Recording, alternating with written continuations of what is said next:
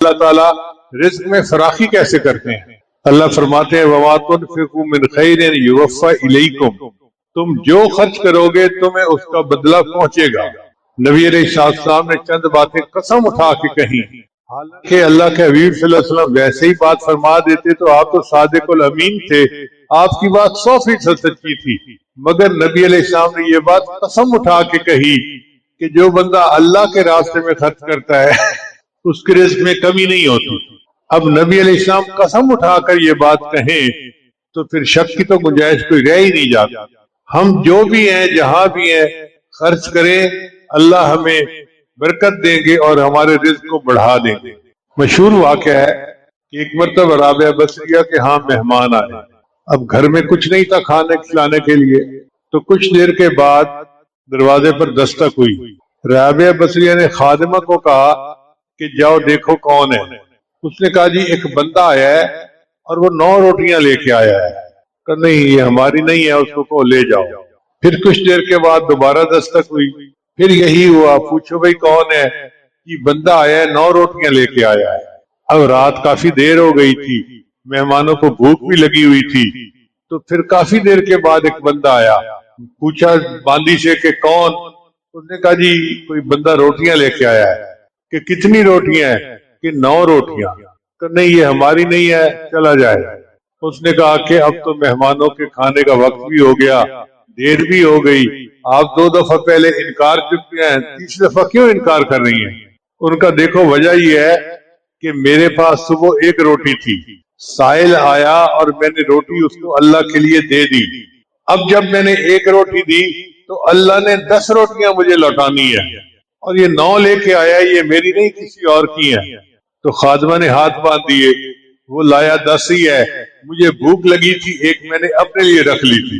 تو جب اتنا یقین ہو کہ ہمیں 1 کے 10 اللہ لوٹائیں گے تو پھر بندے کو خرچ کرنا کوئی نظر نہیں آتا۔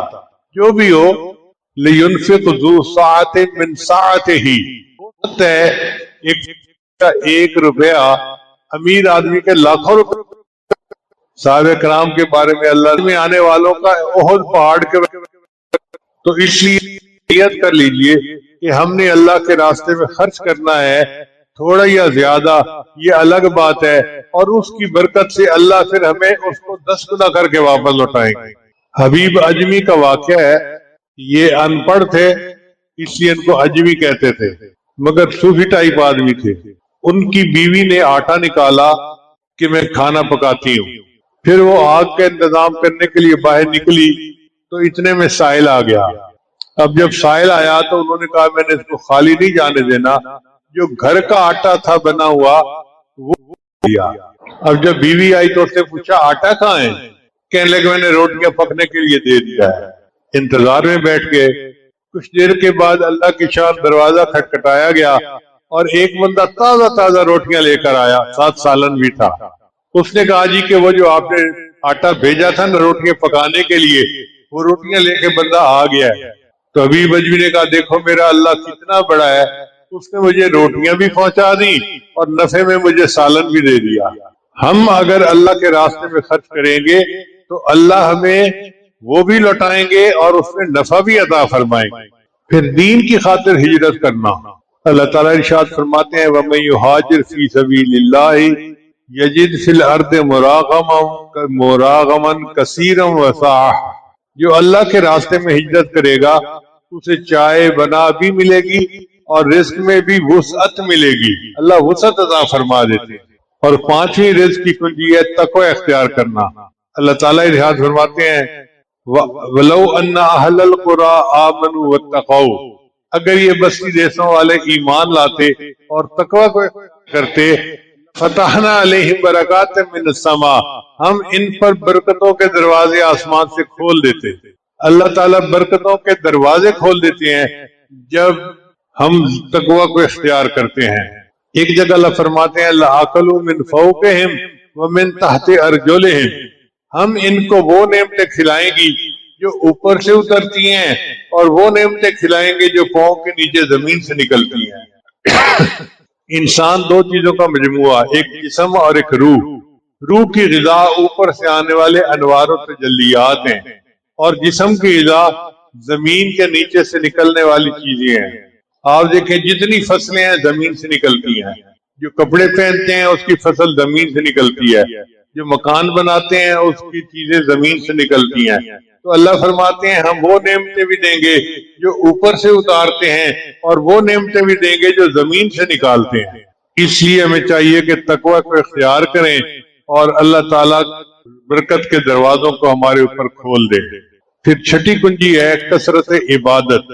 حدیث مبارکہ ہے کہ اے ابن آدم تفرغ لعبادتی، اپنے آپ کو میری عبادت کے لیے فارغ کر دے. املا صدر کا غنا، میں تیرے سینے کو غنا سے بھر دوں گا. واسد فقر کا، اور تیرے فقر کو ختم کر دوں گا. کتنی وضاحت کے ساتھ اللہ نے وعدہ فرمایا کہ یہ حدیث قدسی ہے کہ اللہ فرماتے ہیں میرے بندے تو اپنے آپ کو عبادت کے لیے فارغ کر دے، میں تیرے سینے کو غنا سے بھی بھر دوں گا اور تیری فقر کو ختم بھی کر دوں گا. پھر ساتویں کنجی ہے کثرت حج یا عمرہ، یعنی حج کثرت سے کرنا یا عمرہ کثرت سے کرنا. آج ہم سمجھتے ہیں کہ جی عمرہ کرنے سے پیسے کم ہو جائیں گے. پیسے کم نہیں ہوتے، اللہ ان پیسوں کو کئی گنا واپس کر کے لوٹا دیتا ہے. نبی علیہ السلام نے ارشاد فرمایا وما حاج قط، کثرت سے حج یا عمرہ کرنے والا کبھی محتاج نہیں ہوتا. پھر آٹھویں کنجی ہے صلہ رحمی کرنا. صلہ رحمی کرنا کہتے ہیں کہ اپنے رشتہ داروں کے ساتھ اچھا سلوک کرنا، حسن سلوک کرنا. تین باتیں ہیں. نبی السلام نے فرمایا، یہ بخاری شریف کی روایت ہے، جو بندہ چاہے کہ میری عمر زیادہ ہو، میرا رزق زیادہ ہو، اس کو چاہیے کہ رشتہ داروں کے ساتھ اچھا سلوک کرے. تو صلہ رحمی کا بدلہ اللہ یوں دیتے ہیں کہ رزق میں برکت دے دیتے ہیں اور عمر میں بھی برکت عطا فرما دیتے ہیں. آج ہمارے گھروں کی حالت ہے کہ بیٹا ماں باپ سے نہیں بولتا، بہن بھائی سے نہیں بولتی، بھائی بہن سے نہیں بولتا. اتنی دوریاں ہیں کہ بہن اگر گھر سے پکا کے کوئی چیز بھائی کے گھر بھیج دے تو کھاتے نہیں ہیں. تو جی کچھ پڑھ نہ دیا ہو، کچھ کر نہ دیا ہو، اس کو پھینک دیتے ہیں. جب دلوں میں اتنی منافقت ہو اور دوریاں ہو تو کیا برکتیں ہوں گی. رزق کی نویں کنجی کمزوروں سے اس نے سلوک کرنا. نبی علیہ السلام نے ارشاد فرمایا لعلکم ترزقون بضعفائکم، تمہیں تمہارے کمزوروں کی وجہ سے رزق دیا جاتا ہے. آج نوجوان بوڑھے ماں باپ کو اپنے لیے بوجھ سمجھتا ہے اور اس کو یہ نہیں پتہ ہوتا کہ انہی کی وجہ سے مجھے اللہ رزق دے رہے ہیں. نبی علیہ السلام نے ارشاد فرمایا وَلَوْ يُؤَاخِذُ اللَّهُ النَّاسَ بِمَا كَسَبُوا، اگر اللہ تعالیٰ تمہارے عملوں پر پکڑنے پہ آ جاتے مَا تَرَكَ عَلَى ظَهْرِهَا مِن دَابَّةٍ، تو زمین کے اوپر کوئی جاندار بھی نہ باقی بچتا. اگر اللہ گناہوں پہ پکڑ کرنے پہ آ جاتے تو زمین کے اوپر کوئی جاندار بھی نہ زندہ بچتا. اب ہم اگر بچے ہوئے ہیں تو کمزوروں کی وجہ سے، کیا پتہ کسی فقیر کی دعا لگ گئی، کسی کمزور کی دعا لگ گئی، ہم نے کسی کے مشکل حالات میں دو محبت کے بول دیے، اس کو سکون مل گیا اور اس کی وجہ سے اللہ نے ہمارے اوپر رحمت فرما دی. رزق کی 10ویں کنجی اللہ پر توکل کرنا. اللہ تعالیٰ ارشاد فرماتے ہیں وَمَن يَتَوَكَّلْ عَلَى اللَّهِ فَهُوَ حَسْبُهُ، جو اللہ پر توکل کرتا ہے اللہ اس کے لیے کافی ہو جاتا ہے. اور ایک حدیث مبارکہ میں اس کی تفصیل آئی ہے لو انکم تتوکلون علی اللہ حق توکلہ لرزقکم کما یرزق الطیور، اگر تم اللہ پر ایسے توکل کرو جیسے توکل کرنے کا حق ہے تو اللہ تعالیٰ تمہیں رزق ایسے دے گا جیسے پرندوں کو دیتا ہے. کیا مطلب کہ پرندے صبح خالی پیٹ اپنے گھر سے نکلتے ہیں، شام جب واپس لوٹتے ہیں تو ان کے پیٹ بھرے ہوئے ہوتے ہیں، اور ہمارا حال الٹا ہے. ہم پیٹ بھر کے صبح گھر سے باہر نکلتے ہیں، جب شام واپس لوٹتے ہیں تو پیٹ خالی ہوتے ہیں.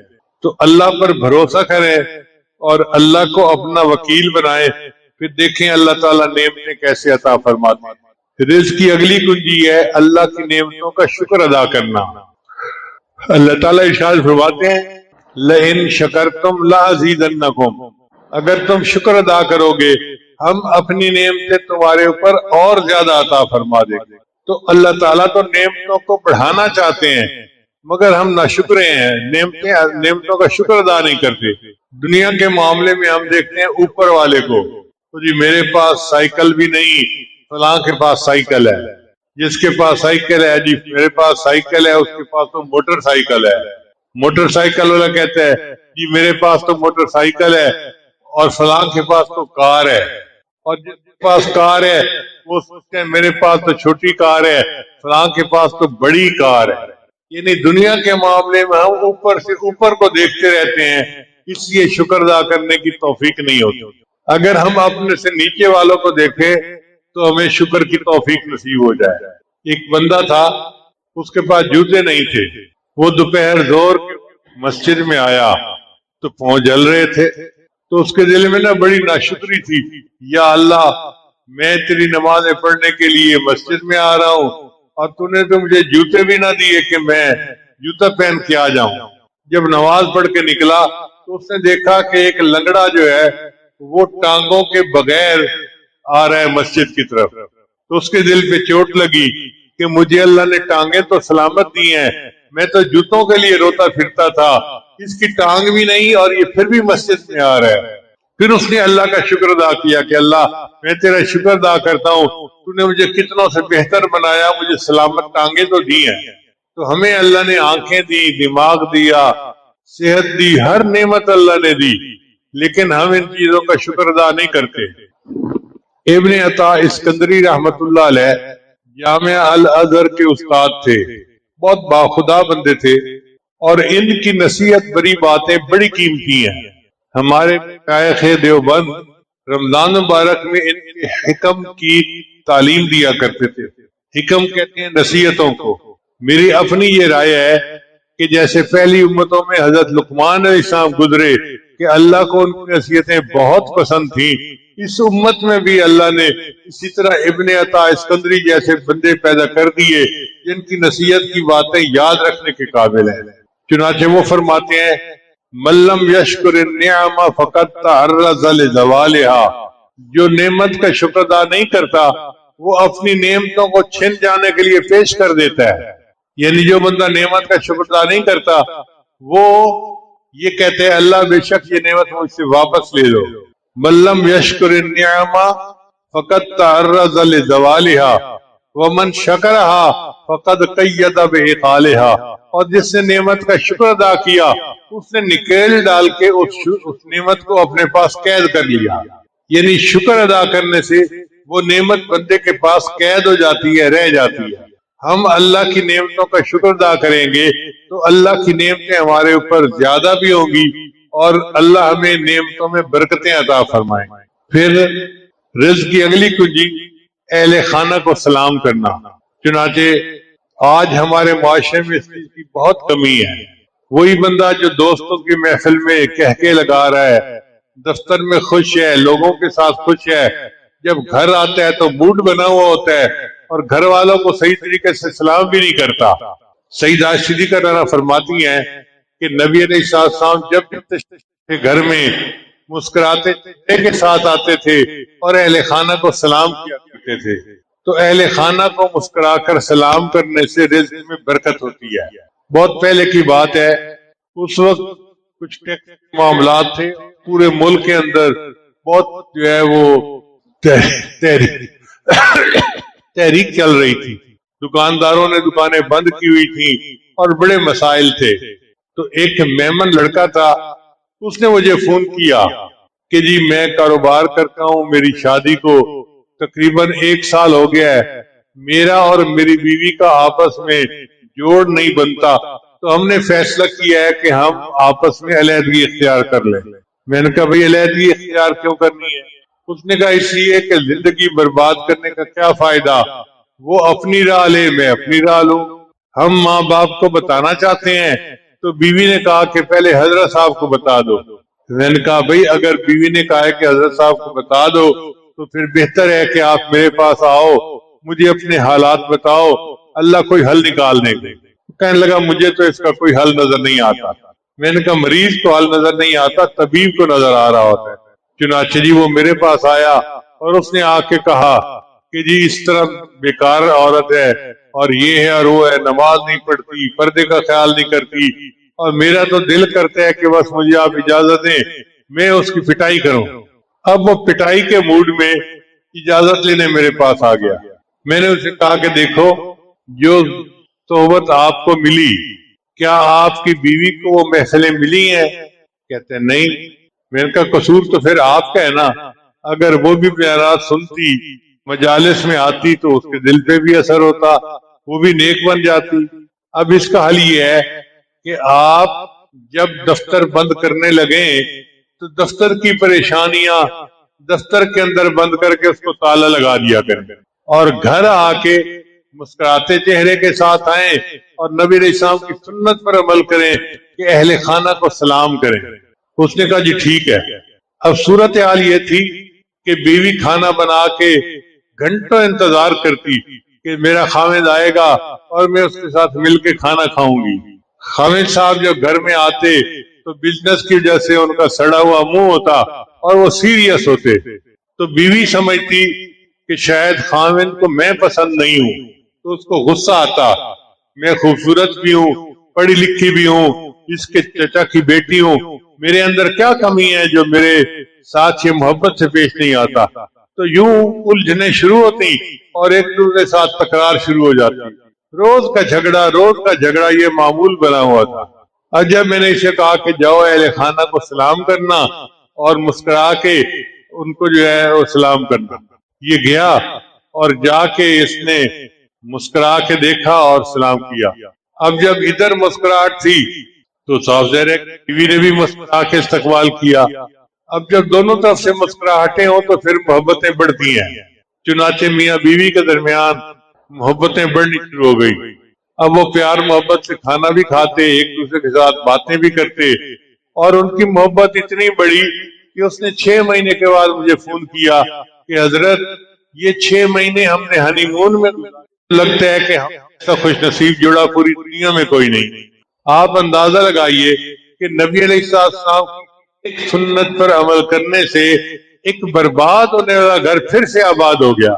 اب اگر ایک سنت پر عمل کرنے سے گھر آباد ہو جاتا ہے، ہم پوری سنتوں پر عمل کریں گے گھر میں کتنی برکتیں ہوں گی۔ اس لیے اہل خانہ کو سلام کرنے سے رزق کے اندر برکت ہوتی ہے۔ پھر 14 اگلی کنجی ہے والدین کی فرما برداری۔ نبی علیہ السلام نے ارشاد فرمایا کہ 5 چیزوں سے رزق زیادہ ہوتا ہے: صدقہ پر مداومت یعنی صدقہ کرنا، دوسرا صلہ رحمی کرنا، تیسرا جہاد کرنا، چوتھا ہمیشہ باوضو رہنا، اور 5واں والدین کی فرما برداری کرنا۔ چنانچہ جو بندہ ان 5 باتوں پر عمل کرے گا اللہ تعالیٰ اس کو اس میں فراخی عطا فرمائے۔ ایک بزرگ کے کتابوں میں لکھا ہے، شیخ حدیث منظر رحمۃ اللہ علیہ ہے کہ ایک بزرگ مستجاب الدعوات تھے، جو دعا مانگتے تھے قبول ہوتی تھی۔ ایک بندے کو بڑی حیرت ہوئی کون سا عمل ہے کہ یہ بندہ مستجاب الدعوات بن گیا۔ اس نے ایک دن اسے کہا بھئی میں چاہتا ہوں کہ 3 دن آپ کے ساتھ رہوں۔ اس نے کہا بہت اچھا۔ وہ اس کو لے گیا اور لے جا کے اس نے دیکھا کہ اس کے گھر میں 2 سور بندے ہوئے تھے۔ وہ بڑا حیران ہوا کہ یہ اتنا مستجاب الدعوات بندہ ہے اور گھر میں اس کے سور بندے ہوئے ہیں۔ خیر جی، اس بندے نے پہلے ان سوروں کو کھانا ڈالا اور پھر کھانا خود بھی کھایا اور مہمان کو بھی کھلایا۔ 1-2 دن اس کا یہی عمل رہا۔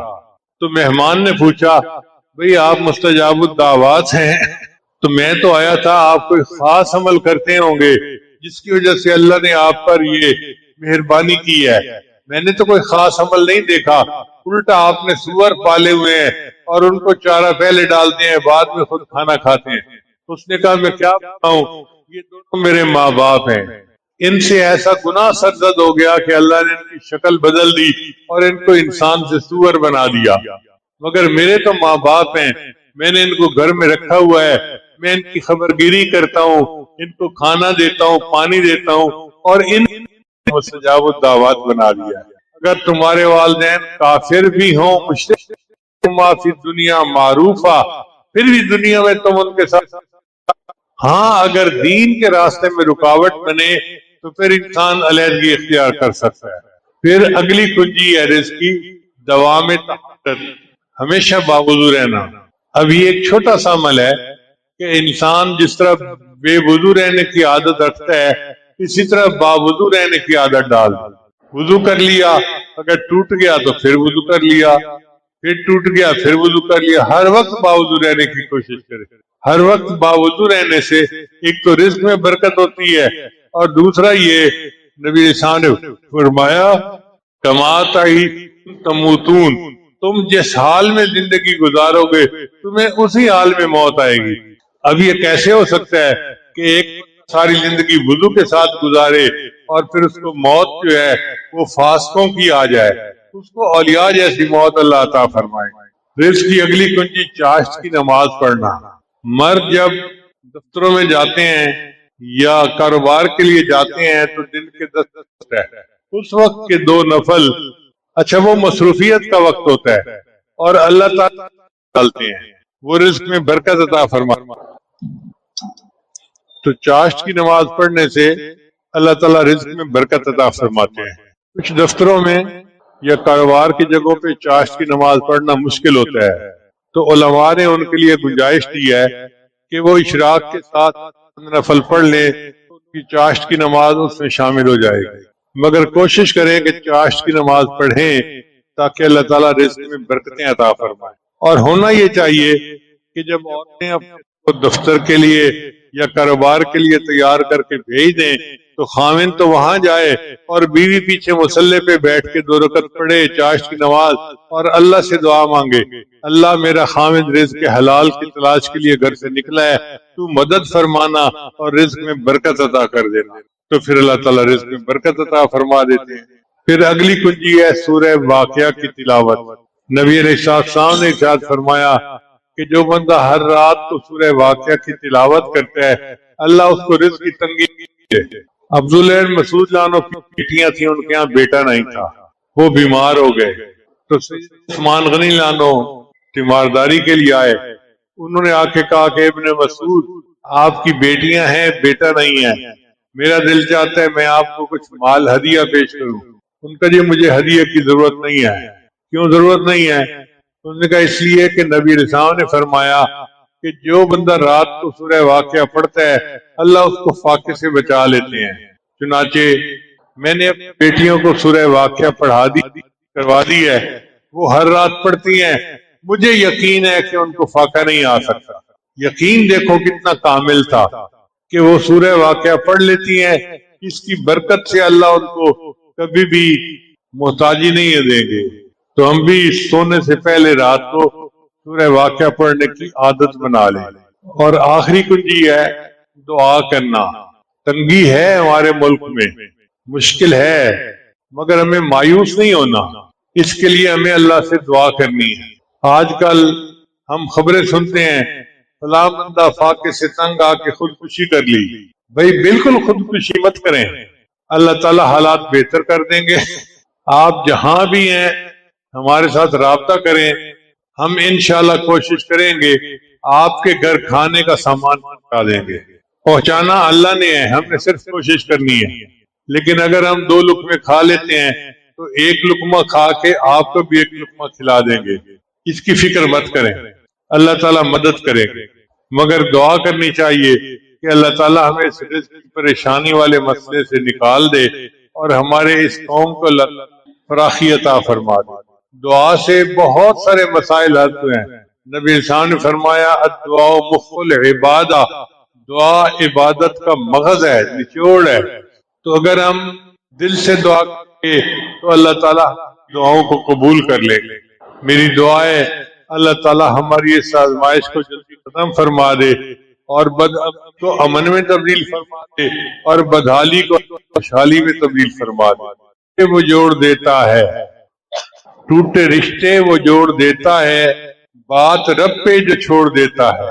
ٹوٹے رشتے وہ جوڑ دیتا ہے بات رب پہ جو چھوڑ دیتا ہے، اس کے فضل و کرم کے کیا کہنے، لاکھ مانگو کروڑ دیتا ہے۔ اللہ وہ ذات ہے کہ کوئی اگر اس سے لاکھ مانگے تو وہ کروڑوں دیتا ہے، وہ تو اللہ ہے۔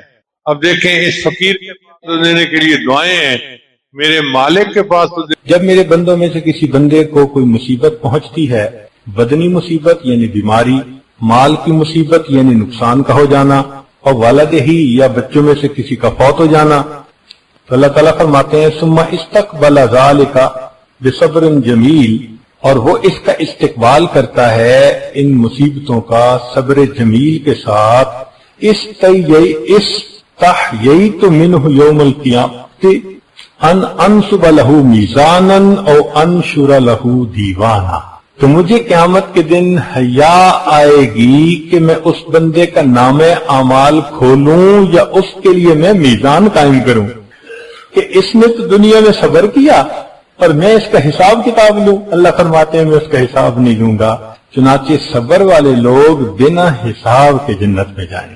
انسان کے اوپر تین طرح کے حالات آتے ہیں، قرآن مجید میں اللہ تعالیٰ فرماتے ہیں والصابرین فی البأساء والضراء وحین الباس، تو یہاں تین حالات بتائے گئے ہیں، تنگ دستی کے حالات، مرض کے حالات، بیماری کے حالات، اور فرمایا کہ قتل و قتال کے حالات۔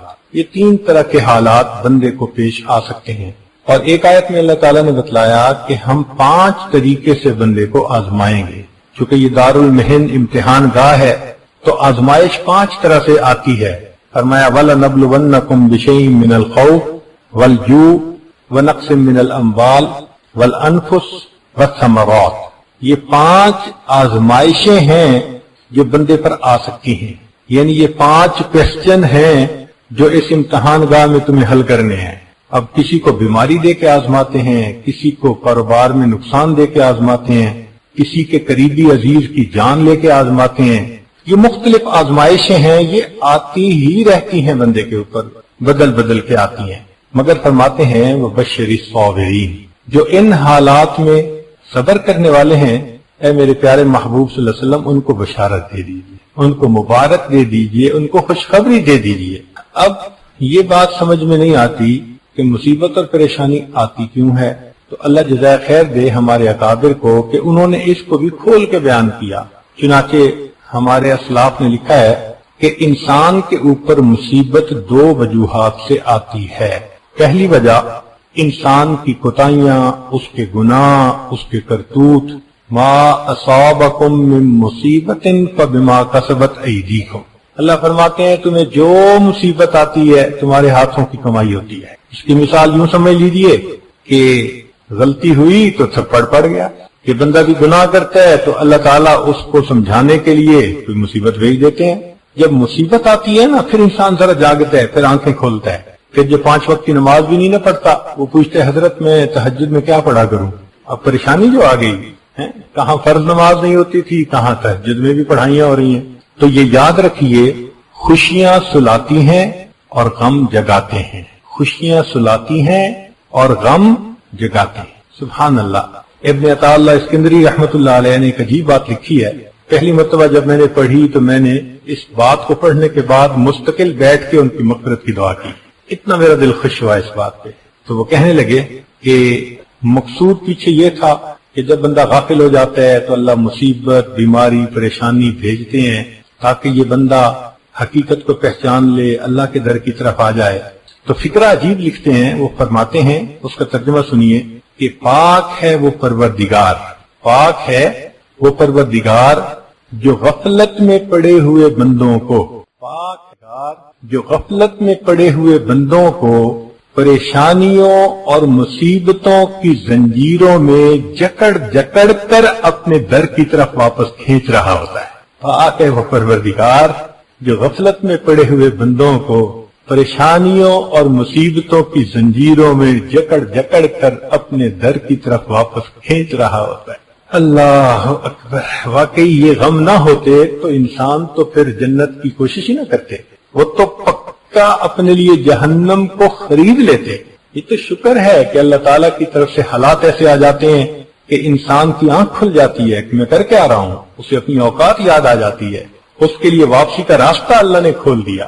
تو واقعی یہ اللہ رب العزت کا بڑا فضل اور کرم ہے کہ اللہ تعالیٰ بندے کے گناہوں پر اس کو دنیا ہی میں سزا دے دیتے ہیں اور اس کو اپنی طرف متوجہ کر لیتے ہیں۔ کئی مرتبہ یہ سزا، یہ مصیبت، یہ گناہوں کی وجہ سے نہیں آتی، درجات بڑھانے کے لیے آتی ہے۔ مثال کے طور پہ بندے نے دعا مانگی، اللہ مجھے قیامت کے دن اپنے محبوب کے قدموں میں جگہ عطا فرما دے، دعا قبول ہو گئی۔ اب عمل تو ہے نہیں کہ قدموں میں جگہ ملے، تو کیسے ملے گی؟ تو اللہ رب العزت اس کے لیے بہانہ بناتے ہیں، کوئی بیماری بھیج دی، کوئی مصیبت بھیج دی، کوئی پریشانی بھیج دی، اور ان معمولی باتوں پہ جب وہ بندہ صبر کر لیتا ہے، اس صبر کو بہانہ بنا کر اللہ اس کی اس تمنا کو پورا فرما دیتے ہیں۔ تو آنے والی مصیبت ہمیشہ بری تو نہیں ہوتی، کئی مرتبہ اس میں فائدے بھی ہوتے ہیں۔ بھئی دیکھیں، ہر تکلیف بری نہیں ہوتی، کئی تکلیف تو ایسی ہوتی ہے کہ بندہ اس تکلیف کو برداشت بھی کرتا ہے اور تکلیف دینے والے کو پیسے بھی دیتا ہے۔ آپ بتائیں کہ اگر آپ کے جسم سے کوئی بڑا پھوڑا ہو اور ڈاکٹر کے جناب اس کا آپریشن کرنا ہے، فیس ادا کریں گے، ہاسپٹل کی فیس بھی دیں گے، سرجن کی بھی فیس دیں گے، وہ کرے گا کیا؟ وہ چیرے گا۔ سبحان اللہ، چیر پھاڑ کے پیسے دے رہے ہیں اور بعد میں شفا ہوتی ہے تو اس کو دعائیں بھی دے رہے ہوتے ہیں۔ تو تکلیف پہنچانے والے کو پیسے بھی دیتے ہیں، دعائیں بھی دیتے ہیں، اس لیے تکلیف ہمیشہ بری نہیں ہوتی۔ اس لیے دعائیں دیتے ہیں، پیسہ دیتے ہیں کہ یہ چھوٹی تکلیف ختم ہو جاتی ہے، بڑی تکلیف سے بندے کو بچا لیتی ہے۔ اسی طرح اللہ تعالیٰ بھی کئی مرتبہ بڑے عذاب سے بچانے کے لیے اپنے بندوں پہ چھوٹی تکلیف بھیج دیتے ہیں۔ ہم چونکہ کوتاہ نظر ہیں، ہم اس کو محسوس نہیں کر پاتے کہ بھئی اس میں ہمارے لیے فائدہ کیا تھا، اس میں ہمارے لیے حکمت کیا تھی۔ ہم بس ذرا سی پریشانی مصیبت آئی تو واویلا مچانا شروع کر دیتے ہیں۔ اچھا یہ دیکھیں کہ بے صبری کا فائدہ کیا ہوتا ہے؟ مصیبت تو ٹلتی نہیں جو آ چکی ہوتی ہے، ہاں اتنا ضرور ہوتا ہے کہ اس مصیبت پہ جو اجر ملنا تھا وہ اجر ملنا بند ہو جاتا ہے۔ مصیبت پہ جو اجر ملنا تھا اجر ہی بند ہو جاتا ہے، تو پھر بے صبری کا فائدہ کیا ہوا؟ اس سے تو بہتر تھا انسان صبر کرتا، تو اس کی وجہ سے اجر کا تو امیدوار ہوتا نا۔ تو فرمایا پہلی بات، ما اصابکم من مصیبت فبما کسبت ایدیکم، اور دوسرا فرمایا ما اصاب من مصیبت فباذن اللہ، جو مصیبت تمہیں پہنچتی ہے اللہ کے علم سے، اللہ کی مرضی ہے، اللہ آزمائشیں بھی بھیج دیتا ہے۔ چنانچہ انبیاء کرام پر جو مصیبتیں آئیں وہ ان کے درجات بڑھانے کے لیے آئیں، قرب کے اعلیٰ ترین درجات ملے، وہ اس لیے تھی۔ اب مصیبت آنے کی وجوہات تو سمجھ میں آ گئی، چنانچہ ایک خیال ذہن میں آتا ہے کہ اگر مصیبت آ جائے تو کیا کرنا چاہیے۔ اصول سمجھ لیں کہ بندے کو مصیبت مانگنی نہیں چاہیے، کبھی بھی نہ مانگے۔ اللہ تعالیٰ کو بہادری دکھانے کی ضرورت نہیں ہے، ہمت طاقت دکھانے کی ضرورت نہیں ہے، عاجزی کرنے کی ضرورت ہے۔ اے اللہ میں عاجز بندہ ہوں، میں متحمل نہیں ہو سکتا، میرے ساتھ عافیت کا معاملہ کیجیے۔ تو مصیبت مانگے نہیں، اور اگر آ جائے تو واویلا نہ مچائیں، اب اس کے اوپر صبر کر لیں۔ مگر قرآن مجید نے طریقہ بتا دیا کہ بھئی یہ مصیبت کم کیسے ہو سکتی ہے۔ مثال کے طور پہ کوئی فوت ہو گیا تو شریعت کہتی ہے کہ اس وقت تم یوں کہو انا للہ و انا الیہ راجعون۔ ان الفاظ کے پڑھنے سے دل کو تسلی ہو جاتی ہے۔ اچھا معنی بھی دیکھ لیجئے ذرا اس کے، انا للہ، اس کا معنی یہ ہے کہ ہم اللہ کے ہیں، ہم اللہ کی ملک ہیں، اللہ ہمارا مالک ہے۔ تو بھئی مالک کو اختیار ہوتا ہے نا، کسی چیز کو اوپر کی سٹوری پہ رکھ دے یا نیچے کی سٹوری پہ رکھ دے، تو یہ تو مالک کا اختیار ہے، کوئی کہہ تو نہیں نہ سکتا جی آپ نے کرسی خریدی اس کو اوپر کی سٹوری پہ کیوں رکھا، جی آپ نے اس کرسی کو بیسمنٹ میں کیوں رکھا، وہ کہے گا بھئی مالک ہوں، جب تک چاہوں اوپر رکھوں، جب تک چاہوں بیسمنٹ میں ڈال دوں۔ تو اللہ ہمارے مالک ہیں، جب تک چاہیں گے زمین کے اوپر رکھیں گے، جب چاہیں گے اس کی بیسمنٹ میں ڈال دیں گے، قبر میں پہنچا دیں گے۔ تو کوئی کچھ کہہ سکتا ہے کہ کیوں بچے کو جوانی میں موت آ گئی، لڑکپن میں موت آ گئی؟ بھائی مالک کی مرضی ہے۔ تو انا للہ، ان دو لفظوں نے یہ میسج دے دیا کہ تم اتنے بے صبر کیوں ہو رہے ہو؟ جس کی ملک تھی اس کا اختیار تھا، اس نے جب تک دنیا میں رکھا اور جب چاہا دنیا سے اگلے جہان میں پہنچا دیا۔ تو انا للہ کے الفاظ پڑھ کر وہ جو غم ہوتا ہے وہ تھوڑا کم ہو جاتا ہے۔ اب اگلی بات کہ دل کہتا ہے کہ اللہ ملک آپ کی تھی، ملکیت تھی، آپ نے بیٹا ماں سے تو لے لیا، مگر ماں کا تو دل دکھتا ہے نا، اور ملاقات کا دل چاہتا ہے، تو ماں کیا کرے؟ تو اللہ نے بتلا دیا کہ دیکھو ملاقات کی دو صورتیں ہیں، ایک تو یہ کہ وہ واپس آ جائے تمہارا بیٹا، یہ پاسبل نہیں کہ مرنے کے بعد کوئی واپس آئے۔ ہاں ایک صورت یہ ہے کہ اپنے وقت پہ جب تم مرو گے تو ہم تجھے اس سے ملا دیں گے. یہ ملاقات کی دوسری صورت پاسبل ہے، اس لیے فرمایا کہ انا للہ و انا الیہ. تو پڑھنے والے کو تسلی ہو رہی ہوتی ہے کہ اچھا وہ اگر گیا ہے تو میں نے بھی تو جانا وہی ہے نا. اچھا عجیب بات ہے کہ جب سفر دونوں کا ہونا پھر کوئی پریشانی نہیں ہوتی. مثال کے طور پہ چھوٹی بچی ہے حنانا، وہ روتی ہے، وہ چاہتی ہے کہ بس میں اپنے بڑوں کے ساتھ رہوں. جب ایک دفعہ آنا تھا اس کو چھوڑ کے، اس نے تو رو رو کے بے حال ہو گئی، ترس آتا تھا اس کو دیکھ. ہم نے سوچا کہ بھئی ہم اس کو آئندہ اس طرح نہیں چھوڑیں گے، تو ہم نے اگلی دفعہ اس کے لیے بھی عمرے کی ٹکٹ کروا لی یا حج کی ٹکٹ تھی. مگر اللہ کی شان کہ ہماری سیٹ 3 دن پہلے کی تھی اور اس کی سیٹ 3 دن بعد کی تھی.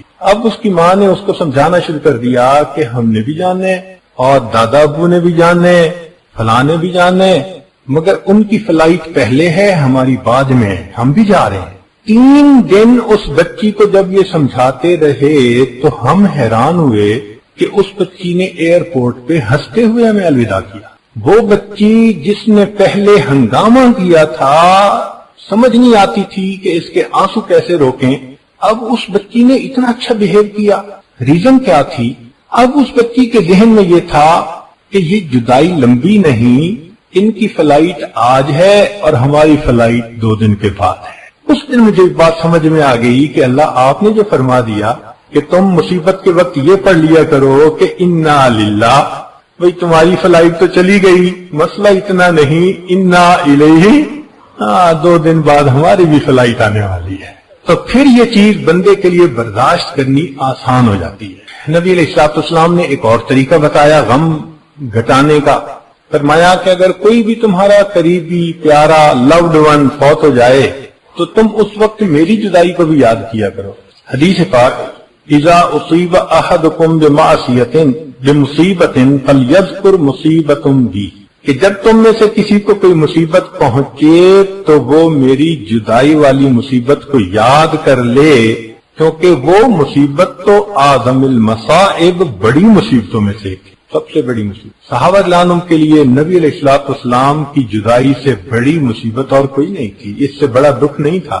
اس لیے کسی نے کہا فاصبر لكل مصیبت وتجلدی واعلم بان المرء غیر مخلدی فاذا ذکرت مصیبتا ومصابها فاذکر مصابک بالنبی محمد. تو محبوب صلی اللہ علیہ وسلم کی جدائی والے ہی ان کی مصیبت کو یاد کر لینا، یہ چھوٹی مصیبتیں بہت آسان ہو جائیں گی. حضرت اقتص رحمۃ اللہ علیہ تھانوی رحمۃ اللہ علیہ لکھتے ہیں کہ مصیبت کو کم کرنے کا بہترین طریقہ یہ ہے کہ آدمی غور کرے اس آیت پر ان اللہ مع الصابرین، کہ صبر کرنے والے کے ساتھ اللہ ہوتے ہیں. وہ فرماتے ہیں کہ اگر اس کا مراقبہ کر لے نا بندہ تھوڑی دیر بیٹھ کے کہ مصیبت تو آئی ہے، اگر میں صبر کر لوں گا اللہ میرے ساتھ ہو جائیں گے، تو اس بات پر انسان کا غم ہلکا ہو جاتا ہے. اور ہمارے مشائخ صوفیاء نے لکھا ہے کہ نبی علیہ الصلوۃ والسلام پر جب بہت مصیبت پریشانی آتی تھی اللہ تعالیٰ تسلیاں دیتے تھے. چنانچہ اللہ تعالیٰ فرماتے ہیں وَاصْبِرْ فَمَا صَبْرُكَ إِلَّا بِاللَّهِ وَلَا تَحْزَنْ عَلَيْهِمْ وَلَا تَكُ فِي ضَيْقٍ مِّمَّا يَمْكُرُونَ إِنَّ اللَّهَ مَعَ الَّذِينَ اتَّقَوْا وَالَّذِينَ هُمْ مُحْسِنُونَ. اور ایک جگہ فرمایا وَلِرَبِّكَ فَاصْبِرْ، اے میرے محبوب اپنے رب کی خاطر صبر کر. اور ایک جگہ فرمایا وَاصْبِرْ فَإِنَّكَ بِأَعْيُنِنَا، اے محبوب صبر کیجئے، آپ ہماری آنکھوں کے سامنے ہیں، ہم آپ کو دیکھ رہے ہیں. تو حضرت تھانوی رحمۃ اللہ فرماتے ہیں کہ جب مصیبت آئے تو بندہ یہ سوچے کہ اس حال میں اللہ محبت کی نظر سے مجھے دیکھ رہے ہیں تو وہ مصیبت آسان ہو جاتی ہے. جیسے کسی عاشق نے کہا تھا بجرم عشق تو امی کشند ہو غائیس تو نیز برسر باما عجب تماشائی، کہ اے محبوب تیرے عشق کے جرم میں مجھے قتل کیا جا رہا ہے، ذرا تو کھڑکی کھول کے جو ہے جھانک لے اور دیکھ لے کہ میں اس وقت تیرے نام پہ اپنے آپ کو قربان کر رہا ہوں. تو فرماتے ہیں کہ دنیا کے محبوب جو ہیں وہ یہ الفاظ کہتے ہیں، تو جو اللہ کے عاشق ہوں ان پر کوئی مصیبت آئے تو وہ تو پھر اس پہ پریشان نہیں ہوتے، اس کو من جانب اللہ سمجھتے ہیں. اس لیے کسی نے کہا تیرا غم بھی مجھ کو عزیز ہے، تیرا غم بھی مجھ کو عزیز ہے کہ وہ تیری دی ہوئی چیز ہے، تیرا غم بھی مجھ کو عزیز ہے کہ وہ تیری دی ہوئی چیز ہے۔ محبوب کا دیا ہوا غم بھی اچھا لگتا ہے بندے کو۔ ایک طریقہ غم کو ختم کرنے کا یا کم کرنے کا ہوتا ہے تعزیت کرنا۔ چنانچہ اگر کسی پہ مصیبت آئے تو دوسروں کا یہ کام نہیں ہوتا کہ بیٹھ کے ڈسکشن کریں، کمنٹس پاس آن کریں، بلکہ فرمایا کہ ایمان کا تقاضا یہ ہے کہ ایمان والے اس کے غم میں شریک ہوں اور اس کی تعزیت کریں۔ تعزیت کہتے ہیں فرصہ کے بعد کہنا، تسلی کی بات کہنا۔ چنانچہ جس مسلمان پہ بھی کوئی غم مصیبت آئے، رشتہ دار، پڑوسی، قریب کے، کمیونٹی کے لوگ، ان کے اوپر لازم ہوتا ہے کہ وہ جائیں اور اس کو تسلی دلائیں۔ اس تسلی کے بول بولنے سے اس کا غم ہلکا ہو جاتا ہے۔ اب تعزیت کرنے پر اجر کیا ملتا ہے؟ ذرا توجہ سے سنیے کہ نبی علیہ الصلوۃ والسلام نے ارشاد کیا، ما من مؤمن یعزی اخاہ بما بہ الا کساہ اللہ من حلل الکرامت یوم القیامہ۔ کوئی بندہ نہیں جو اپنے بھائی کی غم کی حالت میں تعزیت کرے، مگر تعزیت کرنے پر اللہ قیامت کے دن اس کو عزتوں کی پوشاک عطا فرمائیں گے، پوشاک پہنائیں گے اس کو۔ سبحان اللہ۔ آج گریجویشن ہوتی ہے نا، تو جو بچے گریجویشن کرتے ہیں ان کو گاؤن پہناتے ہیں۔ تو یوں سمجھ لیں کہ جو دوسرے مسلمان بھائی کی تعزیت کرنے کا عادی ہوگا، اللہ رب العزت ساری مخلوق کے سامنے قیامت کے دن اس کو عزت کا گاؤن پہنائے۔ اتنا بڑا اجر ہے جو اس وقت انسانوں کو یہ مل رہا ہوگا۔ چنانچہ سیدنا عباس لانو جب فوت ہوئے تو ایک بدوی آیا دیہاتی، اور اس نے عبداللہ ابن عباس لانو کی تعزیت کی، تو تعزیت عجیب الفاظ میں کی، کہنے لگا اصبر نکن بکا صابرین فانہا انما صبر الرعیت بعد صبر الرأسی، کہ آپ صبر کریں کیونکہ آپ کے صبر پر ہم صبر کریں گے، اس لیے کہ رعیت کا صبر ان کے امیر اور حاکم کے صبر کے اوپر ہوتا ہے۔ خیر من العباس اجرک بعدہ، جو عباس لانو کے جانے کے بعد آپ کو اجر ملا وہ ان سے تمہارے لیے زیادہ بہتر ہے۔ واللہ خیر منک للعباس، اور تمہارے سے زیادہ بہتر عباس کے لیے اللہ ہے جس کے پاس کہ وہ چلے گئے۔ تو مضمون کتنا پیارا تھا کہ آپ صبر کریں، اس لیے کہ بڑوں کے صبر کے اوپر چھوٹوں کا صبر ہوتا ہے، اور دوسری بات یہ کی کہ آپ کو عباس لانو کے جانے کے بعد جو اجر ملے گا وہ آپ کے لیے زیادہ بہتر ہوگا، اور تمہارے پاس رہنے کی نسبت عباس لانو کے لیے اللہ کے پاس چلے جانا زیادہ بہتر ہے۔ کیا خوبصورت تعزیت کے الفاظ تھے جو ایک دیہاتی نے آ کے عبداللہ بن عباس لانو کو کہہ دیے۔ چنانچہ صبر ایک ایسا عبادت ہے کہ جس کا اجر دنیا سے ملنا شروع ہو جاتا ہے۔ کچھ عبادتیں تو ہیں نا جن کا اجر آخرت میں ملے گا، یہ ان عبادات میں سے ہے کہ دنیا سے ہی شروع۔ چنانچہ اللہ تعالیٰ فرماتے ہیں بشر الصابرین، صبر کرنے والوں کو آپ بشارت دے دیجئے کیا کہ اولئک علیہم صلوات من ربہم ورحمہ وَأُولَئِكَ هُمُ الْمُهْتَدُونَ، ان کے اوپر اللہ کی طرف سے رحمتیں اور برکتیں ہیں، اور یہی لوگ ہیں جن کو اللہ نے سیدھے راستے کی رہنمائی فرمائی ہے۔ تو صبر کرنے پر اللہ کی رحمتیں اترتی ہیں، برکتیں اترتی ہیں، اور انسان کو سیدھے راستے کی رہنمائی ملتی ہے۔ اس لیے حدیث پاک میں ہے، یہ بات بڑی عجیب ہے، ممکن ہے کہ آپ میں سے بہت سارے دوستوں کے لیے نئی ہو۔ حدیث مبارکہ ہے، مجھے تو خود پڑھ کے بس مزہ آ گیا۔ نبی علیہ الصلوۃ والسلام نے ارشاد فرمایا کہ جو شخص مصیبت پر انا للہ پڑھے، مصیبت آنے پر، اچھا مصیبت سے مراد یہ نہیں کہ فوت ہو جائے کوئی، نہیں، بے شک کوئی فوت ہو جائے یا کاروبار میں کوئی نقصان ہو جائے یا کوئی بیماری آ جائے، کوئی اور پریشانی آ جائے، کسی بھی مصیبت پریشانی پر اگر کوئی انا للہ پڑھے، حتیٰ کہ نبی علیہ الصلوۃ والسلام تو چراغ کے گل ہونے پہ انا للہ پڑھا کرتے تھے۔ سیدہ صدیقہ عنہا تشریف فرما ہے، ہوا کا جھونکا آیا اور چراغ بجھ گیا، نبی صاحب نے فرمایا انا للہ و انا الیہ۔ عائشہ لانا نے کہا اے اللہ کے حبیب صلی اللہ علیہ وسلم، یہ انا للہ تو پڑھتے ہیں جب کوئی بندہ مر جاتا ہے۔ فرمایا عائشہ یہ انا للہ مصیبت پر پڑھا جاتا ہے، جس طرح بندے کی زندگی کا چراغ گل ہو جائے اس پر پڑھتے ہیں اللہ اجر دیتے ہیں، یہ روشنی کا چراغ اگر گل ہو گیا اس پر بھی اگر پڑھیں گے تو اللہ اجر عطا فرمائے۔ جو اللہ اتنا مہربان ہو کہ چراغ کے بجھنے پہ اجر دیتا ہے، وہ کیا پریشانی ہوتی ہے، چھوٹی سی بات ہے نا، معمولی سی، اس پر بھی انا للہ پڑھے تو ثواب ملتا ہے، سبحان اللہ۔ اب ذرا سنیے کہ جو مصیبت پر انا للہ پڑھے اس کے لیے اللہ تعالیٰ جنت میں گھر بنوا دیتے ہیں۔ جو مصیبت آنے پر صبر کرے تو کیا ہوتا ہے، اللہ تعالیٰ اس کے لیے جنت میں گھر بنا دیتے ہیں۔ اب یہاں تک تو بات معمول کی تھی، مگر حدیث پاک کا اگلا حصہ سنیے کہ فرمایا کہ جب کبھی اس مصیبت کو یاد کر کے بعد میں وہ بندہ دوبارہ انا للہ پڑھتا ہے، اللہ اس کو صدمہ اولا کے برابر اجر عطا فرماتے ہیں۔ اب دیکھو والدین تو فوت ہوئے آج سے 10 سال پہلے، اس وقت تو واقعی صدمہ تھا، لیکن اگر اس وقت صبر کیا تو صبر والے کا اللہ نے اکاؤنٹ کھول دیا، بھائی تم نے صبر کیا نا، اس کو کہتے ہیں بے حساب اجر کہ اکاؤنٹ کھول دیا۔ اچھا بھائی اگر تمہیں زندگی میں تمہیں کبھی یاد بھی آئے نا اور یاد آتے ہی تم پھر انا للہ پڑھو گے، جتنا اجر اس وقت دیا تھا اتنا اجر اس وقت پھر عطا فرما دیں گے۔ سبحان اللہ، سبحان اللہ۔ عجیب مضمون ہے کہ اس کو پڑھ کے تو بندہ حیران ہو جاتا ہے۔ اب جو جتنی مرتبہ یاد آئے اتنی مرتبہ پڑھے۔ اب دیکھیں ماں تو پتہ نہیں اپنے بیٹے کو ہزاروں دفعہ یاد کرتی ہے، کتنا اجر پاتی ہوگی وہ، ذرا غور تو کریں۔ ایک حدیث مبارکہ میں ہے کہ جب بندہ فوت ہوتا ہے، نماز اس کے دائیں جانب، زکوٰۃ بائیں جانب، احسان اس کے اوپر سایہ کر لیتا ہے۔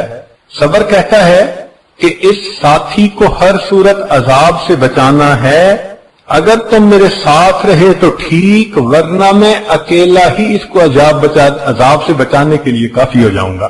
فن نامہ میں فرمایا تاشوی در روزگار صابراں، غم مکن از دیدن سختی گراں، در بلا وقتے کے صابر نیستی، نزد اہل صدق شاکر نیستی، بے شکایت صبر تو باشد جمیل، باکسے کم کن شکایت از خلیل، گر ہمیں داری فرح دار انتظار، در بلا جد صبر نب ود ہیچکار۔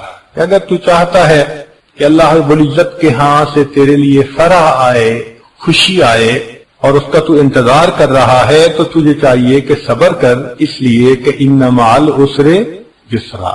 اسی حدیث پاک میں ہے کہ جب کوئی بندہ بیمار ہوتا ہے تو اللہ تعالیٰ فرشتوں کو فرماتے ہیں کہ دیکھو میرا یہ بندہ بیمار ہو گیا، جو صحت کے زمانے میں یہ معمولات کرتا تھا اب یہ نہیں کر سکے گا، تم اس کا اجر اسی طرح لکھتے رہنا، اسی طرح لکھتے رہنا۔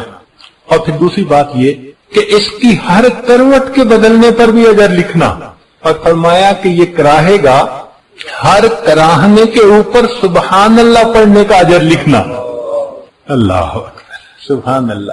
مومن کے کیا مزے ہیں، نعمت ملے تو شکر ادا کرو تو بھی جنت، اور غم آئے صبر کرو تو بھی جنت۔ اللہ تیری شان بڑی ہے۔ اس لیے فرمایا اذا احب اللہ عبدا ابتلاہ، اللہ جب کسی بندے سے محبت فرماتے ہیں آزماتے ضرور ہیں، مگر وہ آزمائش اس کے درجے بڑھانے کے لیے ہوتی ہے، اس کو اپنے قریب کرنے کے لیے ہوتی ہے۔ تندیے باد مخالف سے نہ گھبرا اے عقاب، یہ تو چلتی ہے تجھے اونچا اڑانے کے لیے۔ تو یہ غم جو آتے ہیں نا اونچا اڑاتے ہیں۔ ہماری زبان میں کہتے ہیں سکھ دکھاں تو دیواں وار، دکھاں آن ملائم یار۔ ان سکھوں کو میں دکھوں پہ قربان کر دوں، دکھوں نے مجھے میرے یار سے ملا دیا، دکھوں نے مجھے میرے یار سے ملا دیا۔ چنانچہ حضرت مجد رسانی رحمۃ اللہ علیہ فرماتے ہیں کہ انسان کی تربیت اللہ تعالیٰ دونوں طرح سے کرتے ہیں، کبھی جمال کی تجلیات کے ذریعے سے اور کبھی جلال کی تجلیات کے ذریعے سے۔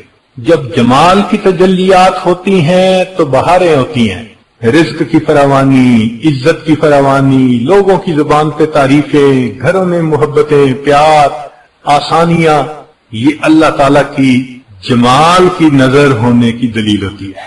اور کبھی کبھی اللہ تعالیٰ بندے کو جلال کی تجلی سے بھی آزماتے ہیں، تو جب جلال کی تجلی ہوتی ہے، کوئی فوت ہو جاتا ہے، کوئی بیمار ہو جاتا ہے، کاروبار میں لاس ہو جاتا ہے، کوئی اور ایسا کام ہو جاتا ہے کہ جس سے ذلت ہوتی ہے، خواہ کا کوئی مسئلہ بن جاتا ہے، کوئی نہ کوئی ایسی دکھ پریشانی کی بات بن جاتی ہے، تو بندہ سمجھ لے کہ اب میری جلال کی تجلیات سے تربیت ہو رہی ہے۔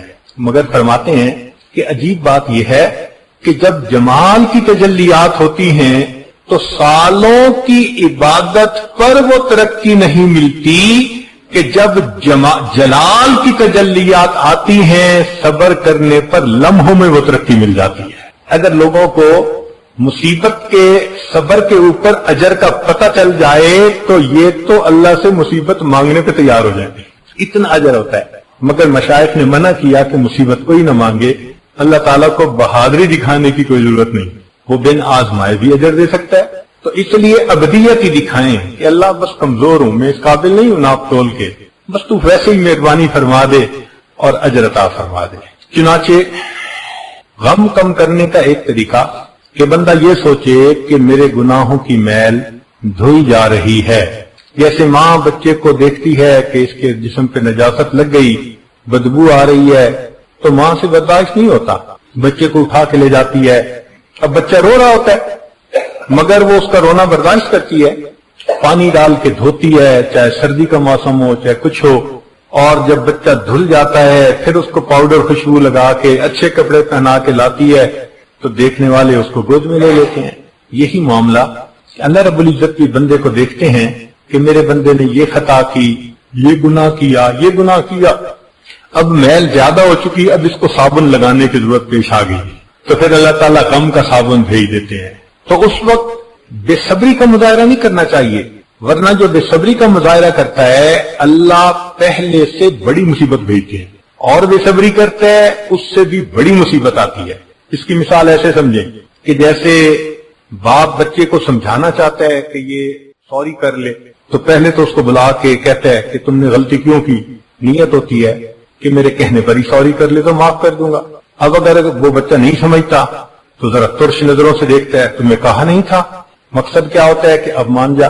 اب اگر پھر بھی وہ نہیں یہ بات کہتا تو پھر اس کو پکڑ کے دھمکاتا ہے، 2 لگاؤں گا، اور پھر بھی نہیں سمجھتا تو پھر 1 لگا بھی دیتا ہے، اور جب دیکھتا ہے کہ تھپڑ لگانے سے بھی نہیں سمجھا پھر جوتا اتارتا ہے۔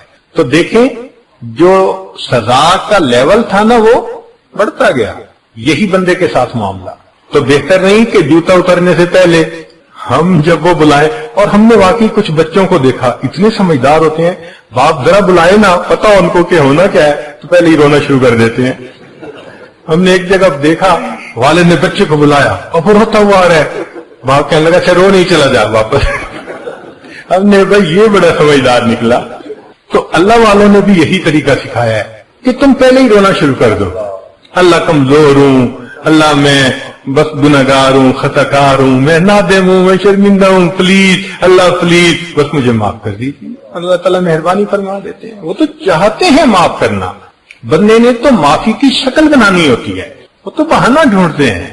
چنانچہ ایک حدیث پاک میں ہے کہ ایک صحابی لانوں کی دور جاہلیت میں کسی عورت کے ساتھ آشنائی تھی، ایک دفعہ چلتے ہوئے وہ عورت ملی اور اس نے کوئی باتیں کی، تو آپ باتیں سن کے چل پڑے، لیکن جب چلے نا تو خیال آیا کہ یہ وہیں کھڑی ہے یا چلی گئی، تو ذرا پیچھے مڑ کے دیکھا، آگے جو قدم بڑھایا تو سامنے دیوار میں سر لگا تو چوٹ بھی لگی۔ اب صحابہ اللہ کی خوبصورت عادت یہ تھی کہ جو مسئلہ پیش آتا تھا وہ آ کے نبی علیہ السلام کو بتاتے تھے اور گائیڈنس دیتے تھے۔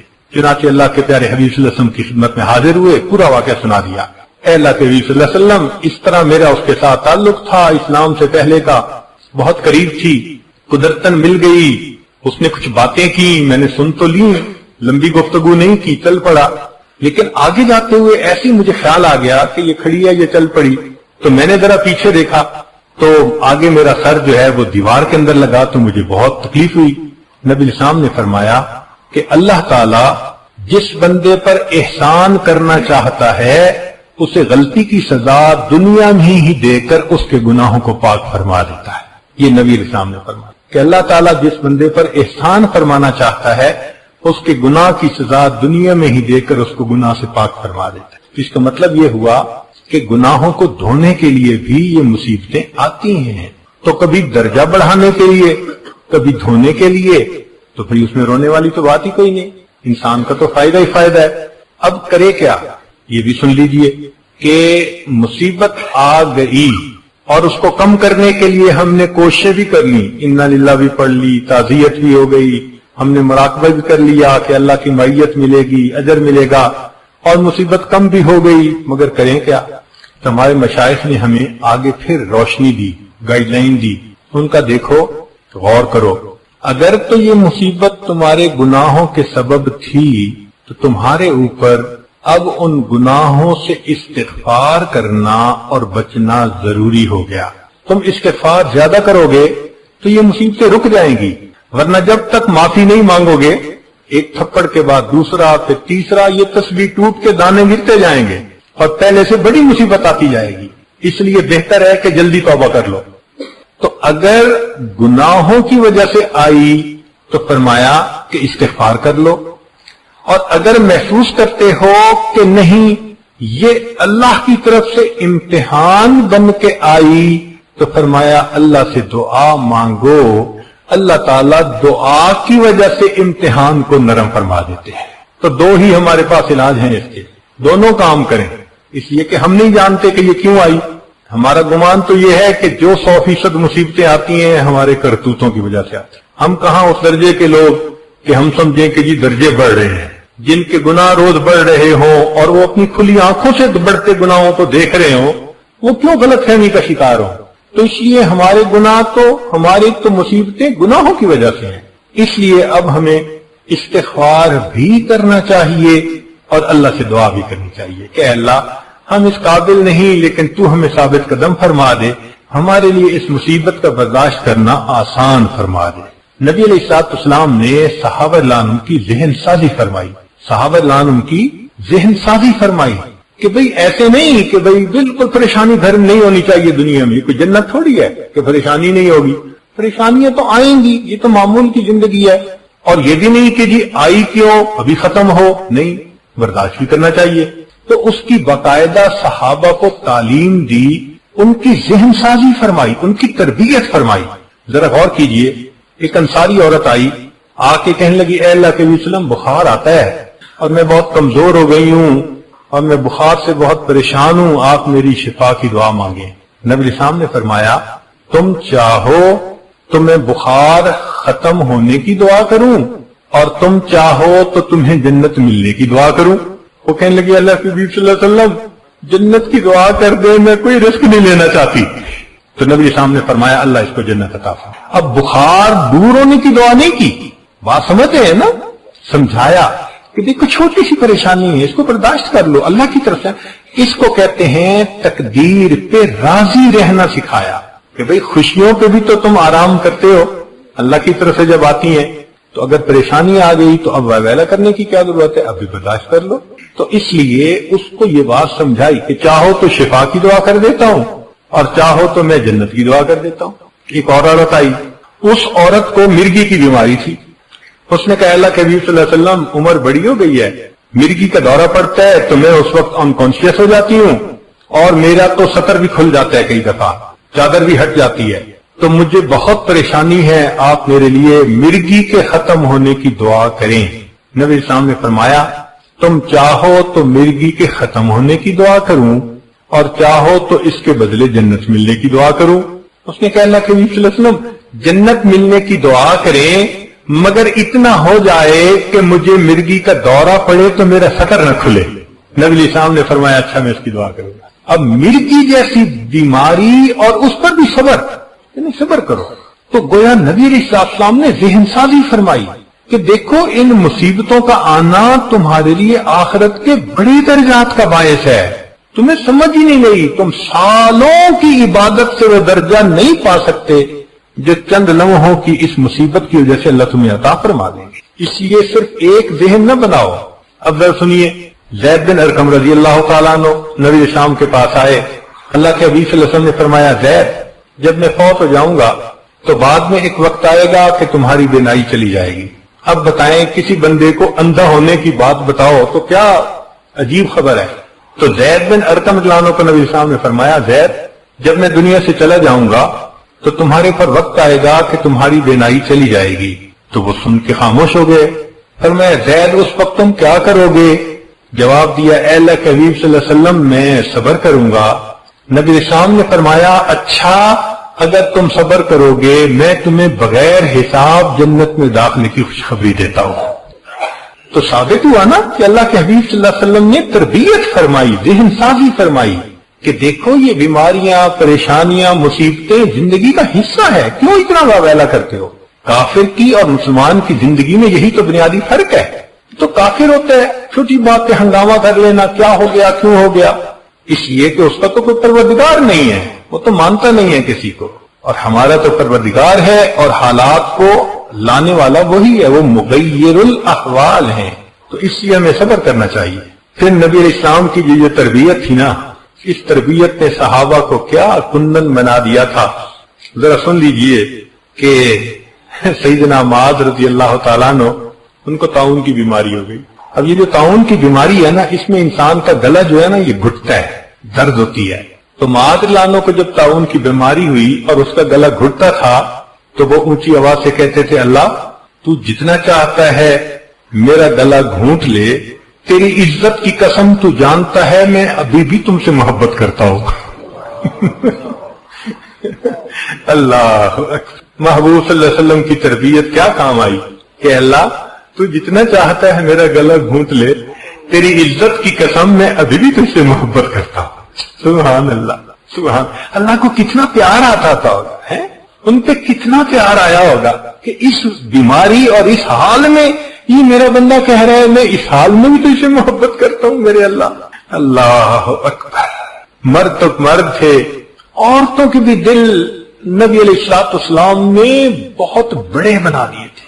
ام سلیم رضی اللہ تعالیٰ عنہ عورت زاد ہیں، خاوند پردیس میں ہے، پیچھے بیٹے کی ولادت ہوئی اور جب جس رات خاوند نے پہنچنا تھا چند گھنٹے پہلے بیٹے کی وفات ہو گئی. اب بتائیں ماں بیٹے کی وفات پر کیا کرتی ہے؟ کوئی پوچھ کے روتی ہے تو شور مچ جاتا ہے، اس کے تو آنسو اس کے قابو میں نہیں ہوتے. مگر یہ وہ صحابیہ تھی کہ جس کو نبی علیہ السلام کا پڑھایا ہوا سبق یاد تھا، تو جانتی تھی کہ صبر کے اوپر اجر ملتا ہے. اب اس نے سوچا میں رہوں گی، میرا خاوند پردیس سے آئے گا،